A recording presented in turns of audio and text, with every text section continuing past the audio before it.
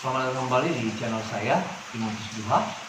Channel yang khusus menyampaikan informasi-informasi seputar skripsi dan pengolahan data penelitian. Pada kesempatan ini saya akan menyampaikan mengenai jika data penelitian tidak lolos uji asumsi klasik. Untuk itu, kepada kita semua, apabila nantinya menurut Anda video ini bermanfaat, maka silahkan like, comment, dan share video ini. Dan kepada Anda yang belum mengklik tombol subscribe, silahkan klik tombol subscribe untuk membantu pengembangan channel ini lebih besar lagi. Untuk itu, kepada kita semua saya mengucapkan selamat menyaksikan.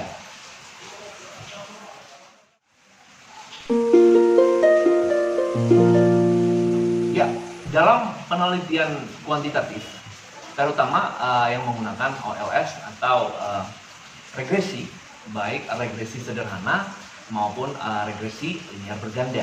Tentu ada satu subbahasan atau ada satu pembahasan di dalam skripsi mengenai uji asumsi klasik. Jadi asumsi klasik ini adalah secara umum adalah ujian sebelum meregres data penelitian. Jadi pada prinsipnya dalam melakukan regresi haruslah terlebih dahulu data-datanya lulus uji asumsi klasik. Jadi asumsi klasik ini terdiri dari beberapa uji ya. Kalau misalkan memakai regresi sederhana, maka ujinya adalah uji normalitas dan uji heteroskedastisitas.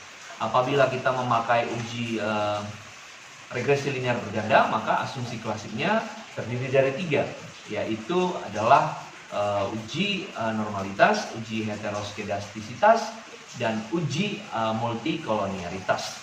Sementara apabila datanya adalah data time series dan cross section, maka uji dari asumsi klasiknya ditambahkan dengan uji autokorelasi. Jadi kalau misalnya datanya data primer, ya cukup memakai normalitas, heteros, dan multikolonialitas. Sementara apabila datanya time series dan atau cross section, maka memakai normalitas, heteroskedastisitas, multikolonialitas, dan autokorelasi. Jadi seperti yang saya katakan tadi, pada prinsipnya bahwa dalam melakukan regres haruslah lulus terlebih dahulu uji asumsi klasik. Sekarang pertanyaannya, apabila uji asumsi klasik itu tidak lulus, atau di beberapa uji ada yang tidak berhasil uji asumsi klasiknya, apakah data tersebut masih bisa diregres? Itu pertanyaannya. Jadi saya kasih pendekatan. Misalkan begini, ya, ada orang berlari, lomba lari. Nah, tetapi saat lomba lari dia sedang sakit flu. Nah, apakah dengan sakit flu orang itu bisa berlari? Ya, bisa berlari.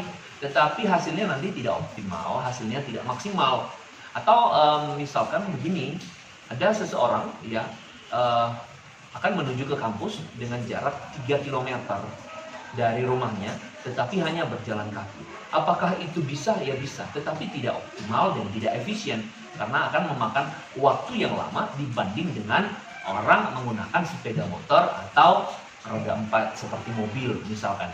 Nah, kunci dari asumsi klasik ini adalah bagaimana data itu benar-benar siap untuk diregres, sehingga gangguan-gangguan yang lain itu tidak mempengaruhi nilainya nanti. Ya, fungsi dari asumsi klasik ini adalah memastikan apakah data penelitian sehat atau tidak sehat. Baiknya apabila data tidak sehat, maka data tersebut baiknya disehatkan dulu. Katakanlah misalnya tidak normal, maka data itu perlu dinormalkan dulu. Artinya jangan diteruskan ke uji regresi ya, dengan menguji T-nya, dengan menguji F-nya. Jangan dulu. Katakanlah dia mencoba uji asumsi klasik sebanyak 3. Tetapi pada saat melakukan uji asumsi klasik itu ada 2 yang lolos, 1 yang tidak, dan memaksakan untuk melakukan regres. Ya bisa saja, tetapi nanti hasilnya tidaklah maksimal. Katakanlah misalnya nanti bisa hasil uji T atau uji F-nya itu positif tetapi tidak signifikan, atau sebaliknya misalnya hasilnya tidak berpengaruh positif tetapi signifikan. Nah, itu maksudnya tidak optimal.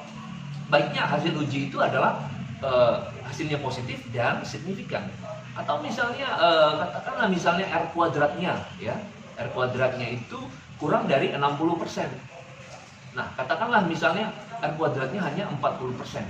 Nah, ini indikasinya bahwa apakah itu bisa, Pak? Bisa, cuman indikasinya mengatakan bahwa variabel-variabel dalam model atau dalam basis itu hanya 40%, sementara di luar model lebih besar. Ya harusnya kan di dalam model itu lebih besar dari yang di luar model. Nah, artinya seorang peneliti itu telah memilih variabel dengan tepat apa yang akan diujikan regres dengan variabel berikan. Jadi kalau misalnya R kuadratnya kecil, maka diindikasikan bahwa si peneliti salah dalam menentukan variabelnya, atau argumennya, atau sumber literasinya lemah, atau katakanlah misalkan angketnya itu tidak baik dikerjakan sehingga para responden tidak menjawab secara serius alias asal-asalan, sehingga hasil dari asumsi klasiknya juga tidak baik. Dan ketika hasil asumsi klasik yang tidak baik itu dipaksakan untuk dilakukan regres, maka hasilnya menjadi tidak optimal. Jadi itu ya, baiknya pesan saya adalah kalau tidak lolos uji asumsi klasik, jangan dipaksakan untuk melakukan regres. Jadi itu saja yang bisa saya sampaikan. Atas perhatian kita semua, saya mengucapkan terima kasih. Salam tuntas skripsi.